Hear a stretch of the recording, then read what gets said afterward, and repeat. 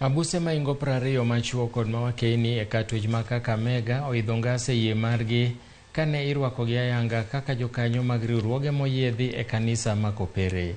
Jotwech ko bende no nywaki e tero alam e kinde misa makende mane obagi ka ni teronegi kendo isidhogi osimbe mag yudo puonje bwo kanisa no.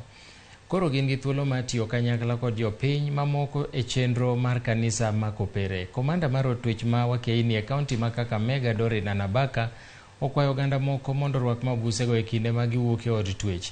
Anabaka olero ni moko kuom jotwech oseyudo puonj makare manyalo konyogi e yore mag dongruok.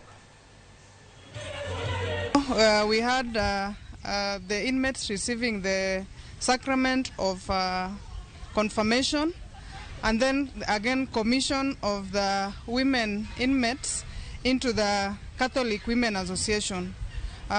Hiyo inaonyesha ya kwamba licha ya sisi kurekebisha wafungwa hawa kwa mambo ya ulimwengu huu, bado tunawalea kwa njia ya Kikristo ili pia kiroho wakakuzwe na kuwa na maadili mema.